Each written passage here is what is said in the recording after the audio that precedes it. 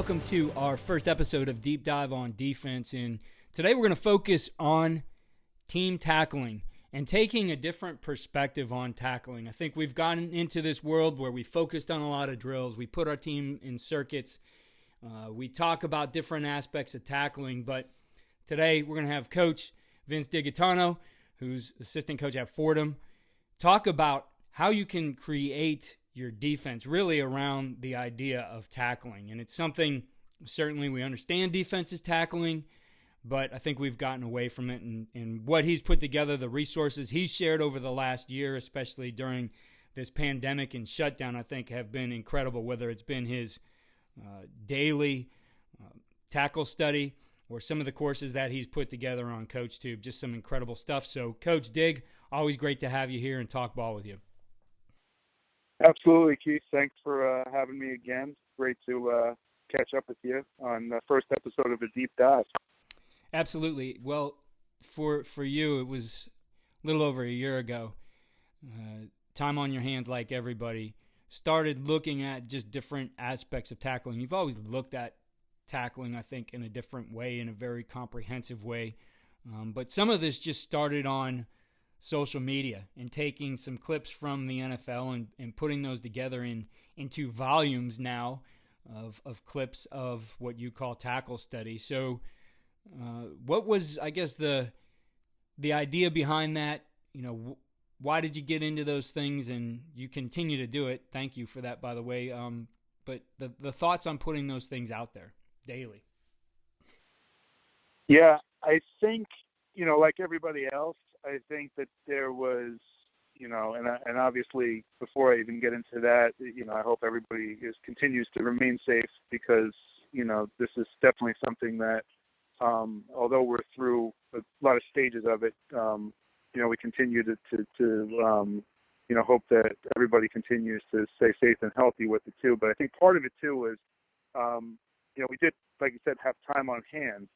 And as you started to look at film, you started to say to yourself, I've kind of watched all my own film. And once the announcements were made that seasons were going to be delayed or halted or whatever the case may be, and you kind of weren't really looking at opponents anymore, you kind of had everything kind of done because, up to that point, we were kind of still working. I think it was up to maybe May of last year. We were kind of all on the mindset that we were going to eventually play in the fall. And you had your regular preparation and everything kind of going that way. And once you got to a point, it was kind of like, I need to find some other things to dive into. And I'd always kind of been looking at tackling from a perspective of grading our own tackling and looking at how we design drills and work like that. But ultimately what ended up happening was I said to myself, I never really looked at other people fit plays up to tackle.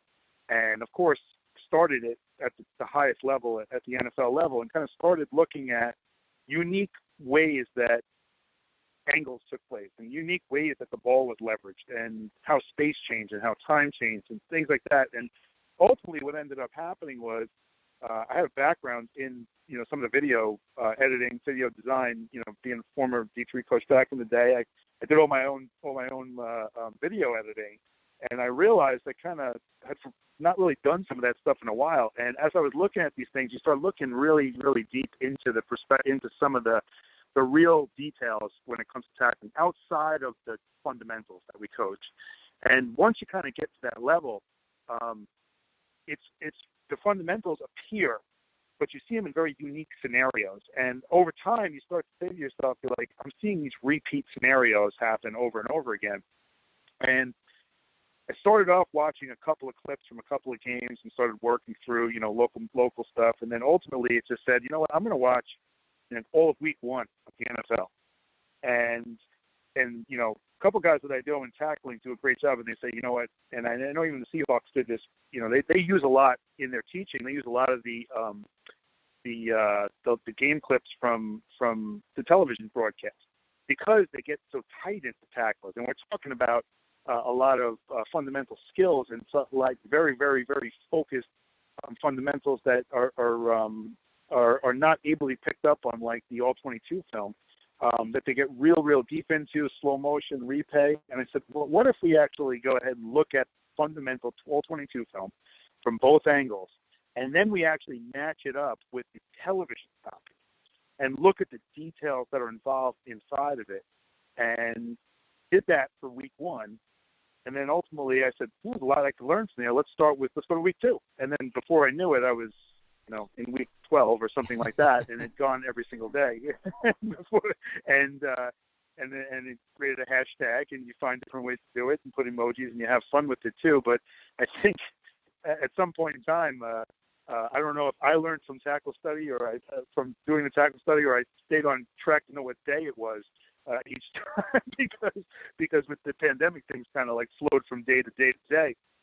But it became a little bit of a thing every day where it was like you kind of just look for something new and something different. And as you go through film, you say, yeah, I saw that yesterday in this team's film, and I saw that happen on the perimeter. And, oh wow, that's kind of different. Like he fit off of an inserted block over there, and he had to go ahead and clear his hips and then get square again and re-enter. That was like really, really interesting. And wow, look at that kind of happen. Oh wow, that's a unique way to cause a takeaway right there. Like that to really cause ball disruption. Like I didn't really see that to happen. Like, or wow, that was just superhuman. Like in certain respects, you kind of look. And I got to tell you, I probably learned more about players, about their history, about everything, and it's led me down this path to see like, how did this player who maybe I didn't really realize was a 2 or 3 time All-Pro, like where were they drafted? What did they look like in high school? And it's really helped me kind of develop over a period of time what that all kind of looks like. Well, it definitely was some interesting stuff. And as you started to put it out, you saw them a little bit more as just one-offs, but then you started to see, as you said, those things repeating over and over. And, the library you now have is immense. Actually, you put some of that together into your CoachTube courses too. But you continue to study this, and you looked at some different ways of thinking about tackle. And for you, it landed on fitting it into 3 C's. Talk to us about the 3 C's and what you were seeing through your own tackle study that those started to develop for you.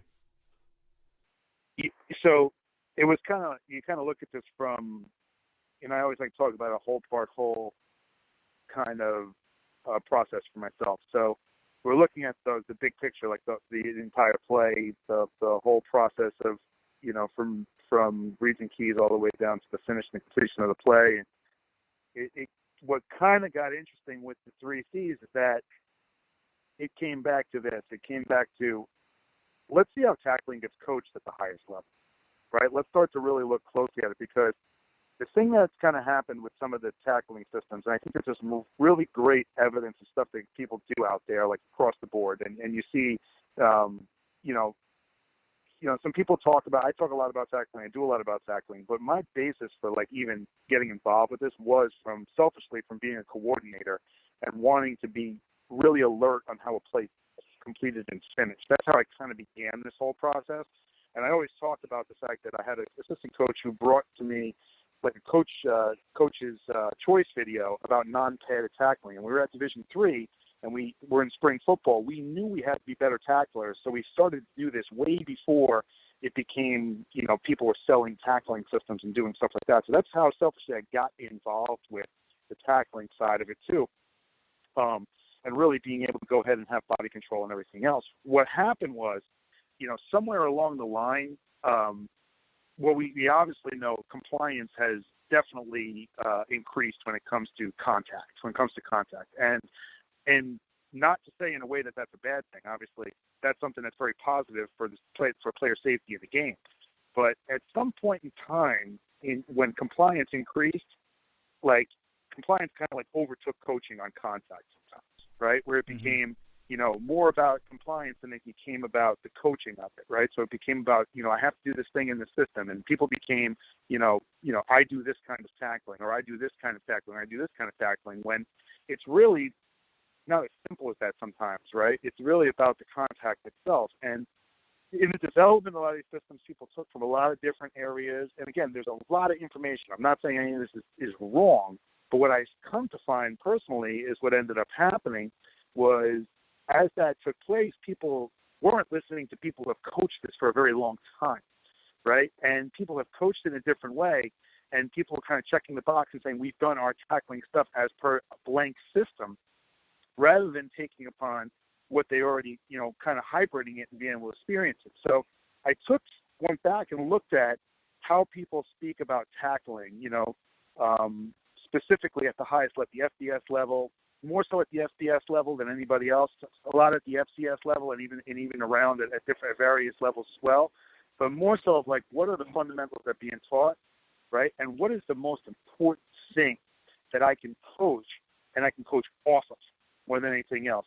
And what happened is we looked at it from a place where we looked at these, it ultimately became 3 C's, and the first C became contact, right? Mm-hmm. There's so much to be said about pathways to the ball, tracking the football, leveraging the football, closing space, whatever the case may be, right? There's so many drills that are being done, and there's so many really good drills that are being done at angles, right? And that has probably come, and footwork obviously being so critical to what everything you do, basically in sport and in any really sport. What ends up happening is we spend so much time on that, right? We spend so much time on like eye focus and all the other stuff too, and then we get at really close range when it comes to like actually tackling something. We haven't been able to kind of work full speed into anything, right? So what ends up happening, and I agree with that, believe me, in the teaching, it's not something that I disagree with. So, but what happened was we said, let's look at the most critical thing that tells the story before and after the tackle occurs, right? And the most critical thing is how you actually enter the tackle itself, right? So with everything that's been said, from the fact how you leverage a football to the fact of how you control the ball carrier and bring them down and everything, the most important thing that we looked at was the actual point of contact itself and the body position on contact. So in doing that, we said, well, what is the ideal situation to be in? And not that I disagree with this, but a lot of people would say near foot, near shoulder, right? And again, that is probably, arguably the most powerful position to be in, is have your near foot, your near shoulder up, right? But there's also a reality that a lot of tackling is done on the run and on the move.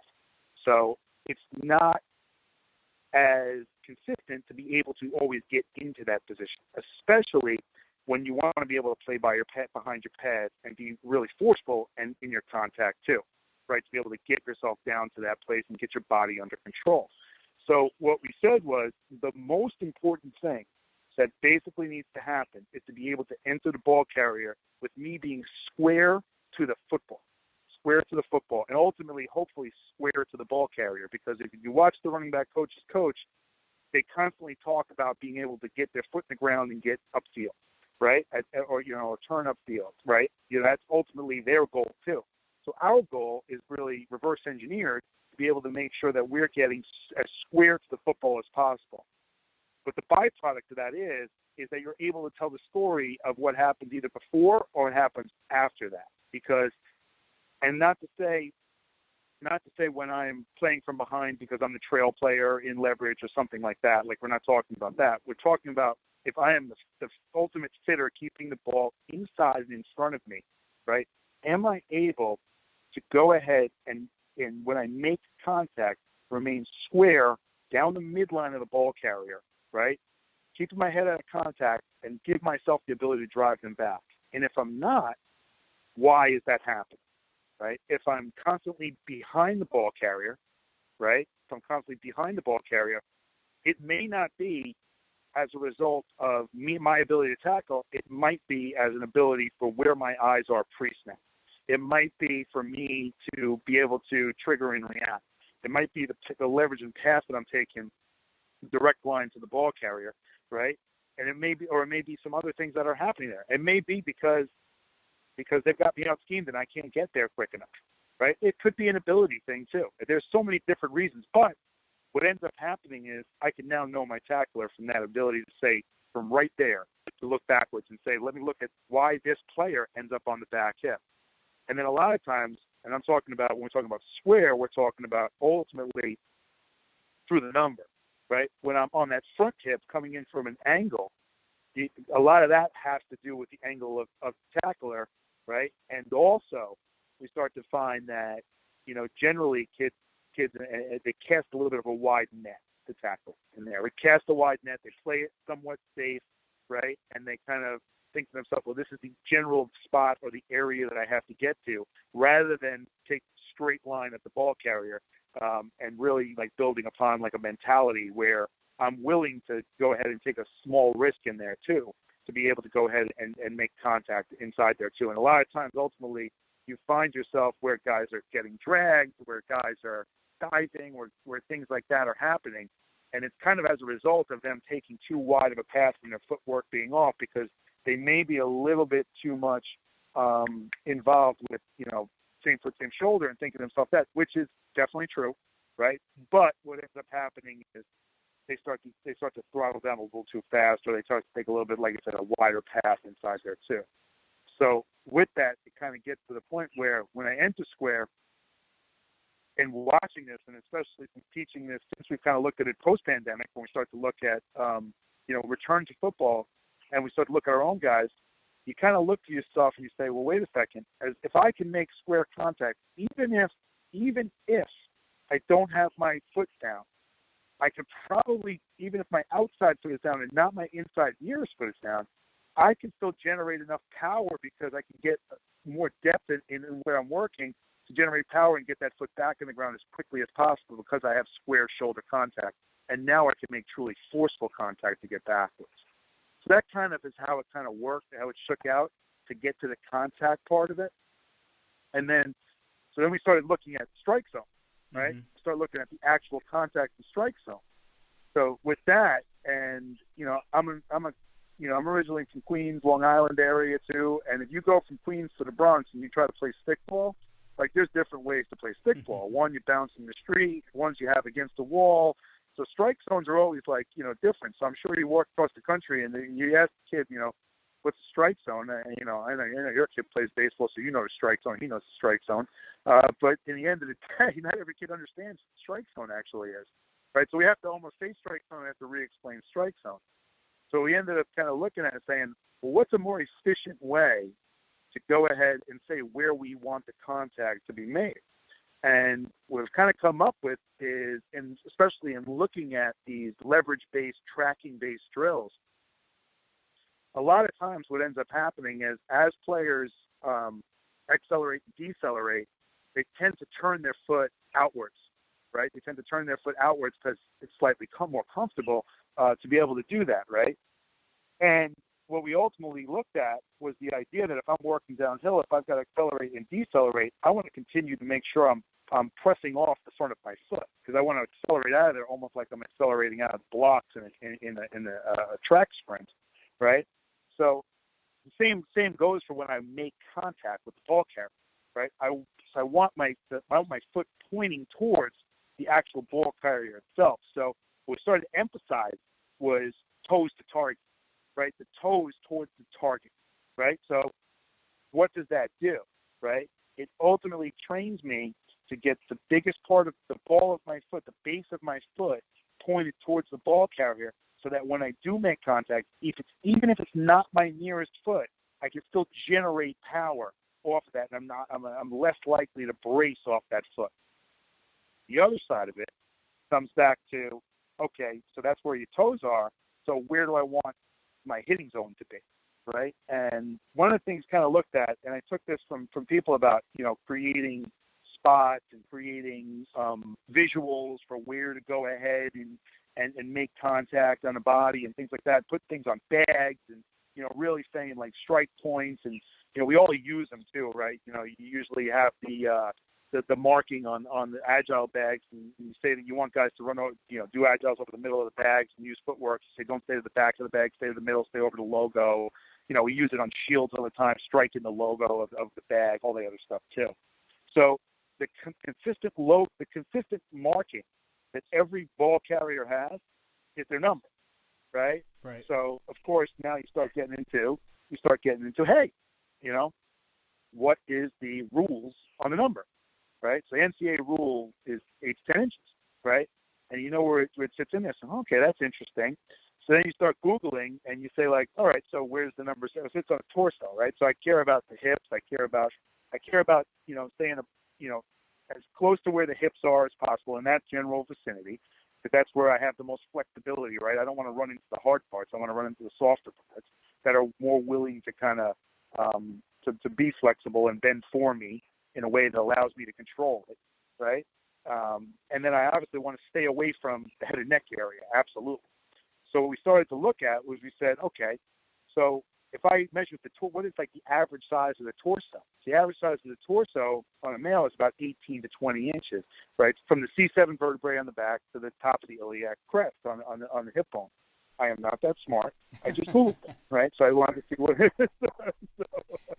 So my mom's a nurse, so shout out to her. So I listened to something at some point in time, but I more so listened to how to Google, and I memorized iliac crest. So there you go. But the bottom line is that, and I'm going to get to the point of it, is that 18 to 20 inches and 8 to 10 inches sits in the center of that. So, right, I want to ultimately make sure that I am keeping to that level. So we came up with the idea of the nose to the level of the number, right? Not nose on the number, but nose to the level of the number. And that's where I want my contact to be, because, again, I'm training from my eyes to my feet. And Kyle Slater, I saw once say this at a clinic years ago, Queens guy too. He said at a clinic, he said, if you coach from the feet to the eyes, you got it covered, right? If you coach like so, and I always took that no matter what it was. And I've never really coached an offensive lineman, but like I said, hey, listen, if we can tell them where we want their feet and we can tell them where we want their eyes, right?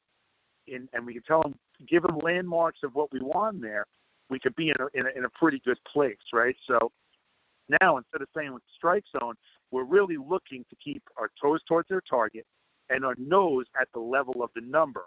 And obviously saying that we want to make sure to keep the head out of contact. So not to confuse the nose through the number. We're not saying that. We're saying that the nose at the level of the number and allow us to play behind our pads behind it too. But by entering square and having nose to number and toes to target, it gives, and again, I went through an entire scenario for you, and we don't do that with players. So basically we say nose to the level of number, toes towards the target. And that's something that they can now say in their head over and over and over again, right? No different from where people are saying near foot, near shoulder, because kids are doing that and kids hear that. That's great, right? And there's a time and a place for that type of stuff too, right? But at the end of the day, if we're trying to build a mentality of striking through a ball carrier, of what that contact looked like, staying square, right? That's what we're doing. What we allow ourselves to do now is evaluate, right, all the stuff pre-contact and now all the stuff post-contact. Because one of the things that we do in the finish is, however you enter, the finish is really non-negotiable. We're always looking to finish on top, right? And we're always looking to make sure that we are trying to strain to face the opposing goal line. So if I'm finishing on top and facing the opposing goal line and everything that I do, regardless of how I enter, behind, in front, from the side, whatever the case may be, I'm always straining to put myself in a dominant position. And by doing that, right, I have probably coached less of yards after contact and more after something tangible that can be evidence-based on film, rather than talk about something that possibly doesn't have as much meaning at the time. Like it creates a place that we have an instant evaluation on the field if we're continuously on top, continuously straining to face the goal line, regardless of how we tackle it, regardless of how we do that. It's evidence-based for us right away too. So that's pretty much how we talked about contact in the 3 C's. Right. And then were able to add on chase, right? And chase really, is really pursuit. We're talking about pursuit angles. We're talking about leveraging the football. And a funny thing happened, right? Here's a funny thing, right? It's just in this whole study. When there's more guys at the ball, you tackle them. Imagine that. So, imagine that, right? You came up with that on your own? Well, it took a lot of research, and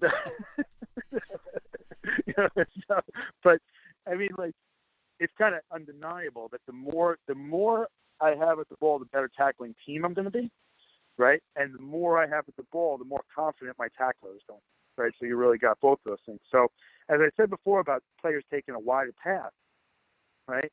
When you can get more numbers to the ball, right? They're going to have more confidence to be able to take more shots at the ball carrier that are more, I don't want to say risky, but they're more consistent with what you're asking them to do about not playing it safe, right? They're in a place where they feel more comfortable that there's going to be support there too. So that's one of the things when you start to look at the higher level, when you start to look at, the Big Ten, SEC schools, and obviously looking at the NFL players, there are not many circumstances. There's not much that you see where there's more than 2-3 tacklers there because the speed of the game is much faster and because the field gets stretched that much quicker, right, at those levels. So, but when we start to really look at it, the teams that generally are a little bit more dominant get more people at the ball where they can keep it in front of them, right? And not getting players to the ball is not, I tend to find in studying this, is not always the byproduct of effort, right? Sometimes it is. I'm not going to discount that. But sometimes it's about leverage. So it goes back to how can I measure that, right? And again, everybody has ways that we look at pursuit, right? We have some great tangible things about measuring effort. I'm not as big on like calling it lopes. I'd rather try to call it the positive. I'd rather say max effort. You look at little things that we've taken through the years. You look at not getting passed by a player at your position. You look at no hand and knee on the ground on getting off the ground. You talk about 3-step first to the football. You talk about all the leverage components that you have inside there. You talk through all of those different things, and you're able to reinforce that in your daily activity, what you do, in your everyday team drills, your pursuit drills, everything like that. But regardless of how you do it, but the key is now you're able to measure it too. So when we look at it, when we look at the contact, go back to contact, started to say, well, how do I know, right? If I'm looking on film, I want to make this as simple as possible. And for anybody that's kind of heard me talk in the past, or anybody that's kind of looked at some of the stuff that I've maybe put out, there was some extensive data piece that came out of here, right? And I was happy to do those things because it brought me to conclusion. But I found that it wasn't transferable for other coaches to understand. And it was overwhelming, right? And not to say that I'm any smarter than anybody else, but I was just kind of devoted to that, and I did the study. And once people looked at it, they were kind of turned off by it, more than they were turned on by it. Because what happens is too much. It's too much sometimes. You have to come back and say, give me the essential. Give me one thing that I can transfer over to this. And by looking at it from a perspective of entry point and contact, I said, well, you know what? It's all about creating value. So if I can go ahead and get some value here, right? If I can get some value out of this, then maybe I can see what's good and what's bad and what's efficient and really almost ultimately get a grade. So the value created was say, well, okay. And then a lot of times when I talk to coaches about this, the idea of putting value to the entry point to contact, I say to them, what are the 4 ways you can, and generically, that you can make contact on a ball carrier? And obviously they say, well, I can get them from the front, I can get them from the back, right? I can get them from the side, right? A lot of times they say that. So, all right, let's go ahead and break up the side into the front, inside and in front, and behind, right? And from the side. I said, okay, fine. So what's the most valuable? Most people say, well, in front, right? I want to keep the ball in front of me, right? So in saying that, right? So we have 4 areas. So we said, let's give that a value of 4, right? Well, what's the worst position you want to be in? Well, I want behind, right? So behind, we'll give a value of 1. Easy enough now, right? In front, but on the front hip, right? Just off the front hip, we give a value of 3. And behind, right? And on the back hip, we give a value of 2. So right away, we created a value. So now looking at a tackle, we're able to go ahead and say, okay, that's right in front. All right, that's the front hip. All right, that's the back hip. All right, that's from behind. So in doing that, we're able to just go down from all these millions of different categories that we had. Instead of doing that, we're able to just go down to one singular number in there too, and that's it, right? And that right there became the primary tackler's entry point. It allowed us to look at the whole defense now. Instead of getting focused on all these little components, these little details within the tackle and all that other stuff, which is still very valuable and nice for an off-season study, right? It's really nice for that stuff. and definitely something a road I still go down, but I don't find myself going down it as much anymore because I have a singular number, that thing I care about the most. And by doing it, now I start to look at other stuff, right? And I'm able to say, okay, how many guys did we get to the ball? Like, how many players did we actually get there? So by doing that, now I've got like two different subcategories. So now I can actually say, all right, we entered from the front, right, from right down from square. So I got a value of 4, and now maybe I got 3 players to the ball. So guess what? I got a value of 7 right now, right? That's pretty good, right? That's great, right? But then you go back to the other part of it too, right? So I've got the contact part, right? Ultimately, I've got pursuit, which I call the chase part, right? That's completed, right? But where do the two worlds intersect, right? Because there's one thing in there that you're missing. One thing in there that you're missing that is most critical of all this other stuff. And the thing that we care about most of all, yardage. Yardage. Mm-hmm. That's Right. the biggest thing we care about here, right? Right? Like territory and yardage. If that's, we talk, if coaches say, like, I care so much about, this, you care about, as a coordinator, you care about yardage. You care about giving up yardage, preventing yardage. That's what you care about.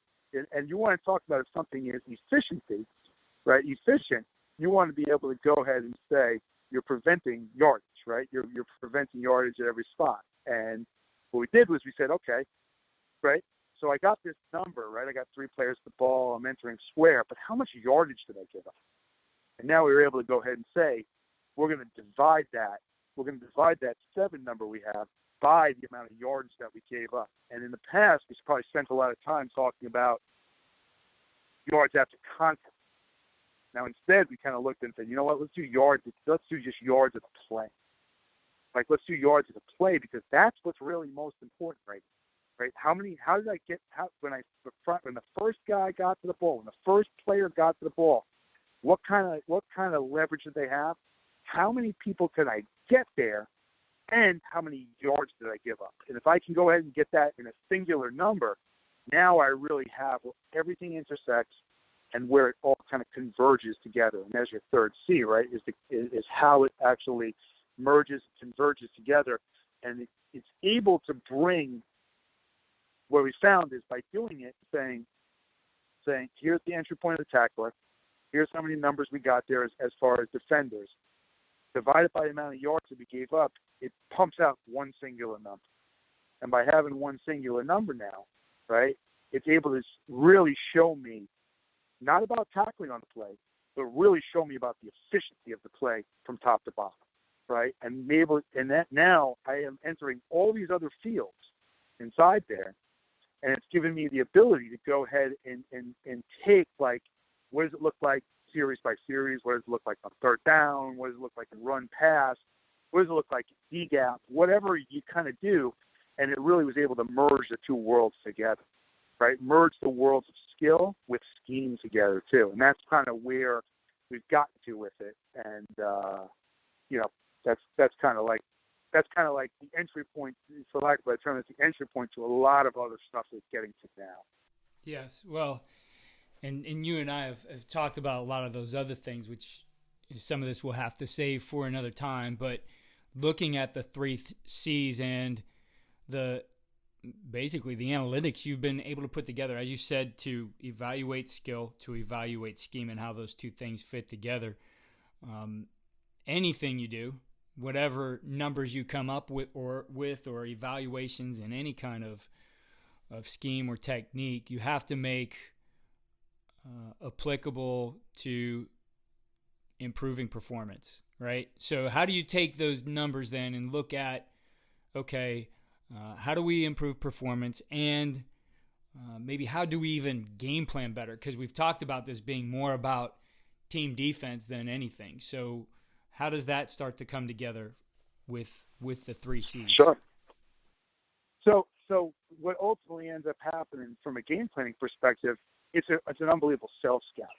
Right, let's start with that, right? So if I'm finding, because now I can start to look at formation, right? I can start to look at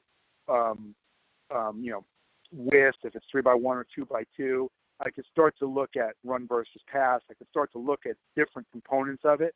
right? Outside of just looking at individual players, right? I'm able to see where, when I'm getting, again, motion, things like that. I mean, it's endless of the things that you're already looking at game planning wise, and then being able to hybrid it and going, where am I having the most success and where am I having the most challenges in a much more efficient type of way, because now I could look and see through the eyes of what somebody's game planning against me, what they're actually seeing, because that's what they're looking for too. We all know that they're looking for areas that you might have vulnerability, right? So you ultimately can see where your successes are and where you're vulnerable and come up with conclusions as to why that actually happens, right? And one of the things that this has changed is the ability to hit chart some of this, as opposed to just having like long, drawn out kind of Excel files and, whatever, what be it kind of like looking at like, from individual skill. You're looking at it from a perspective of saying, all right, let's do this in a hit chart formation. I enter it into my video operating system and have whatever that pumps out to see like, where are my high points, where are my low points? And then it ultimately helps you to see like through their eyes. Now, from an individual skill piece, it's able to go ahead and help you a little bit more with the ability to evaluate what players' needs are directly, right, from it too. And if you'll see right away, right, and this is like an old thing, like when I first became a coordinator, like we couldn't defend any kind of perimeter scheme. That's my fault, right?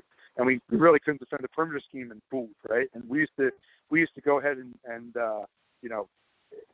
as a young coordinator, I'd go in the room and I'd say, all right, let's watch their film and we'll do all this stuff. This is what they run. This is what they do. And then the next week they'd come out. They wouldn't have boot. They wouldn't have any perimeter screen. They wouldn't have any of that stuff on it. The next they came out, first two series were boot and perimeter screen, right? And we were like, we still couldn't defend it. So we would say all the time, why can't we defend it? Right? We couldn't defend it because we never repped it. Like we couldn't defend it because we couldn't get numbers there, right? We couldn't do that. We never lined it up. So ultimately, looking in the past of something that I would have been able to use now, and once we actually got to a place where we realized that 2 or 3 weeks in a row that people didn't have it in their playbook, and they basically put it in their playbook because we couldn't defend it. We basically started to line it up and teach it, and we got numbers there, right? This to me back then, and obviously this is 20 years later, this to me would have been a much more efficient way to find out, to come to that conclusion, to be able to go ahead and take a play and rep it and make sure it's there too. And it's funny because people ask me, they say, they say, yeah, you must have drills for everything. I said, I've probably done drills for a lot of things, but I've probably not done more drills than I kind of like have designed or maybe done one-offs of, just because we try to stay with very, direct, focused drills. I think the biggest drill that I think is probably undercoached is teaching how to stud. Like more than anything else is really like we take for granted. We go from drill and then we try to go ahead and try to stud. Stud to me is the ability to get players to the ball, to leverage it, to work together in large space, right? But ultimately, the other piece of it too is if I can control myself and control the ball carrier by keeping them off the ground, I'm definitely going to be able to control them to put them on the ground, right, too. So a lot of that speaks to the leverage and understanding the spacing and understanding, body control and where my help is, and be able to get numbers to the ball, because, you can run a lot more than you can hit, right? In practice, right? We know that. You definitely, and again, there's compliance piece, but then there's also the coaching piece, right? There's only so many hits that people are going to take. So, at the beginning when we first started with a lot of these initiatives, right, people were kind of like looked at the people who were doing the tackling stuff and saying, oh yeah, you're like the safety police. And now it's kind of followed suit where, leagues are limiting the amount of contact. And the reality is that, we're all about performance, right? We want to be able to perform at top levels on game day. So we have to be able to be smart with our contacts. We can't just go ahead and take contacts, but we have to be ready to make them too. And the point is, like, when you go ahead and teach that team defense aspect, be able to find plays that you need to learn to leverage up, right? Or find spots that you can't get to in the football, right? To get to successfully, and then teach ways to come in under control, to control a ball carrier, to even keep them on their feet, right? You find that, you become much more efficient with what you do, and you play a better brand of team defense, which ultimately ends up in team tackling. And then the other side of the team tackling is like what I said before. For those players that can't get there because maybe a scheme thing or a skill thing, right, that's obviously something that has to be constantly evolved and worked on. But for the players that don't understand that they can shorten that area and run directly at a ball carrier, right, because they're confident that the next person's there, because the worst thing they want to do is miss an open field tackle, right? They don't want to miss an open field tackle and have nobody left behind, especially when it comes back to the level, the third level players. They don't really don't want to miss a tackle because they know there's nothing really to help them, right, in there too. So they are working in a place where they're working down into the second level or even the first level, and they're more confident to take that angle right towards the ball carrier, right, as opposed to casting that wide net, because they realize that they have help around them and because everybody understands their leverage points. That's a real big benefit to being able to look at it this way too. And then even like now, there's more of an emphasis as people start to see with, and I see this around on Twitter, and I see that how people are doing agilities, and even we're doing it in that respect too, is to really work the lateral run, right? We're seeing more people work the lateral run towards the football. Like we're seeing that as become part of a mainstay as opposed to the turn and run. People are working to lateral run as to work towards the football. And that's something I think that, especially leveraging from across the field down, you tend to see young players especially do, even older ones too, tend to see them overrun the football. And once they start, moving around and things like that, and they get out leveraged and they work you, those obviously become a challenge. So it's got to become second nature in your teaching with it too. So that ultimately helps kind of merge all those things together. And then the other thing too, and I think this is another road to go down, is it helps in like evaluation a little bit too, right? So even when you start to look at high school players and you start to look at from everywhere from the pathway from the prep all the way up to the pro, and you look at evaluating film, you start to see how players enter tackles, right? You start to see them do things, and ultimately you want to see that match up with even combine. And when you start to look at the combine, you see how is their broad jump, like when they broad jump, because that ultimately is exactly what you're asking for them to be able to open up, lead with their shoulders and finish through with their hips and stick the landing, right? Can I be in control on that landing? So there's a lot to be said for that kind of stuff too, as it works into it too for evaluation. And if you look at the top tacklers in the league and you start to look at their combine numbers, and as I said, that's a road that I went down from tackle study, is to start to look at the length that they're able to gain. It ultimately increases their range, and then it's about being able to match up their range with their level of confidence, and not just their confidence in contact, but their confidence in support around them too.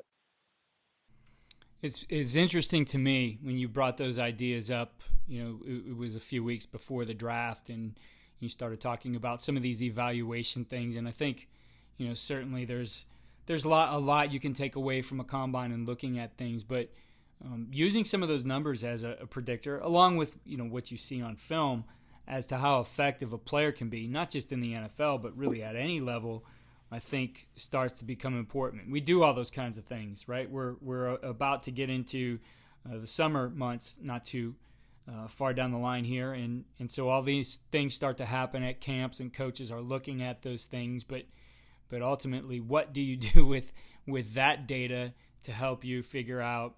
If you're at the high school level, maybe, all right, this is where my guys are at. How do we further development them, and what are our expectations for what they can do tackling wise? But then for somebody at your level, looking at recruiting too, and looking at and being able to predict, like, based on we see some good things on film, but based on some of these raw numbers, this guy has the ability to be an elite tackler at our level.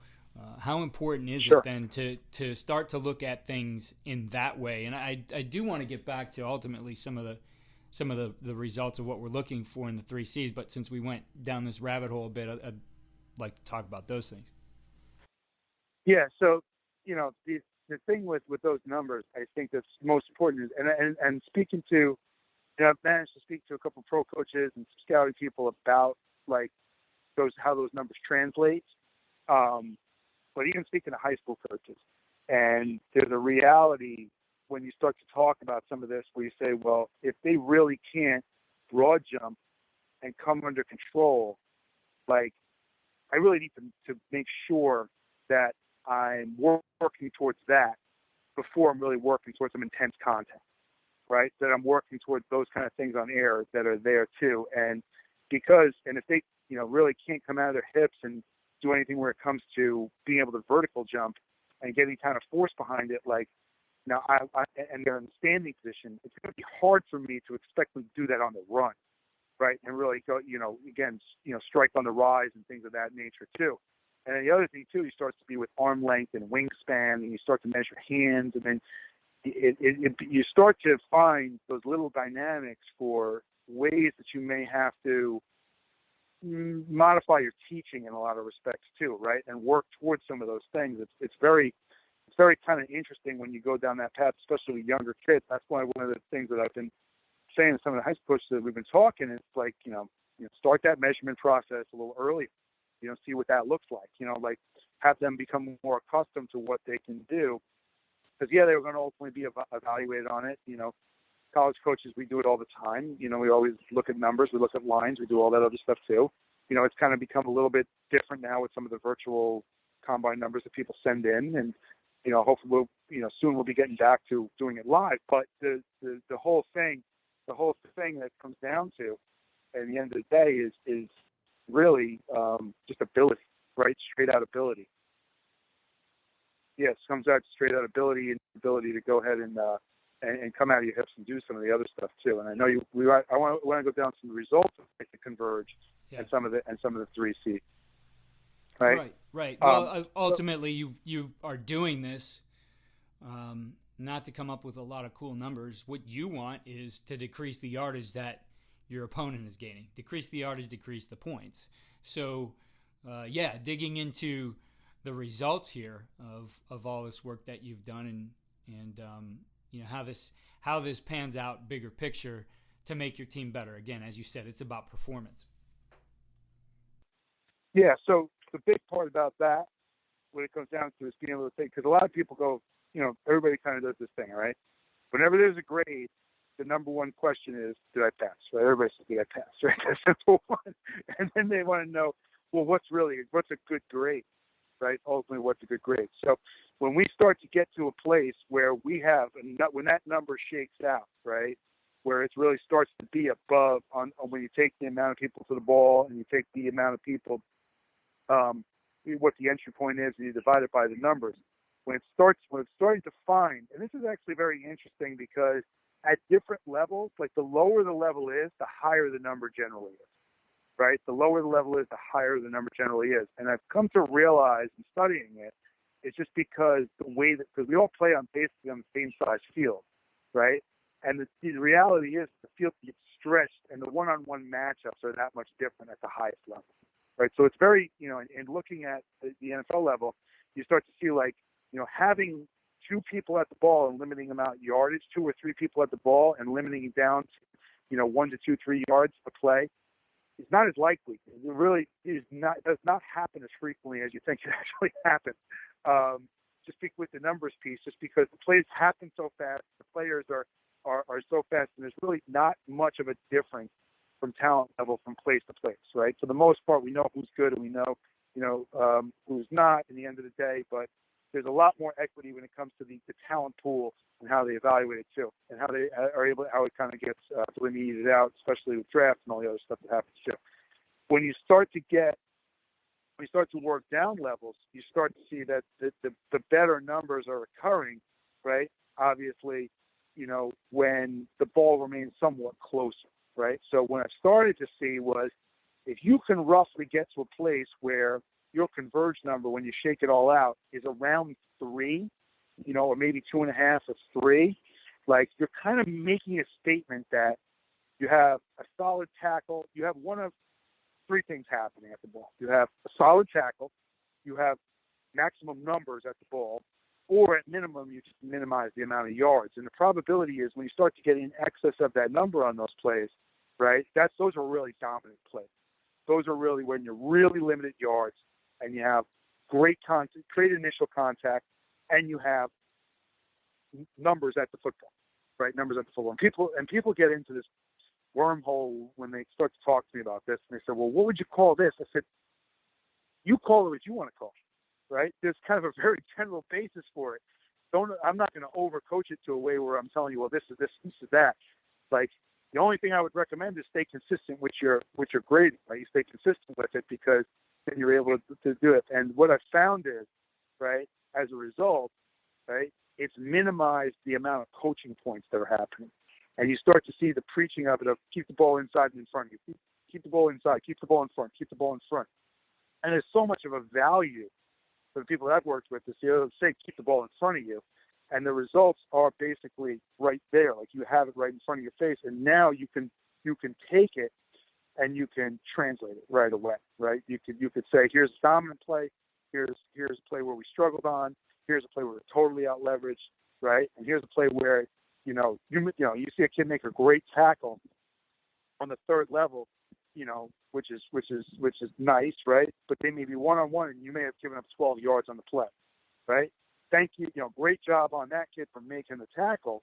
However, why are we putting that kid in that position, right? How do we prevent that from happening? Because that's ultimately our goal too. So to be able to go ahead and take that, and instead of just kind of oohs and the ahs of looking at the great tackle, you're able to look at it from the perspective, either in-game or post-game, to be able to say, all right, we got to prevent this thing from happening again.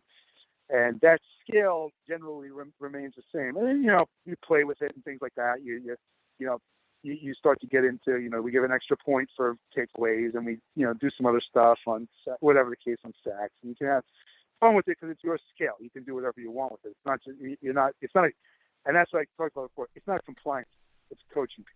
Right. It's a coaching piece, and it's not a compliance piece. You don't have to turn this into your league at the end of the day, right? It's directly correlated with your performance, and plus it also gives you a natural ability to go ahead and look at certain plays you want to look at from a cut-up perspective, right? Gain them over time, and the value of that self-scout. And a lot of people, a lot more people did a lot of off-season studies, right? You saw probably the most off-season studies in any off-season. It's probably the longest off-season in the history of football for a lot of people. But the challenge is going too far down a place that it no longer becomes compatible with what you're trying to get done, right? And that's where it's trying to make sure that there's complete alignment to what you're trying to do. And that's where, especially when it comes to skills, right? And, I probably spent more time looking at from the offensive side, the offensive line. Well, you can go down that hole, and there's a million ways to kind of look at saying the same thing.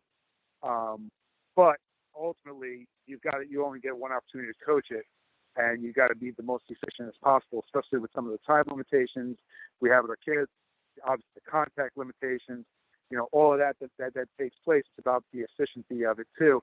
And you want to be able to say, like, let's make sure to mimic these results, these areas that we have basically been able to focus on as our problematic areas, and even some areas to understand when you say to yourself, well, like, how many times have you turned on a film and go, we were lucky to get away with that one?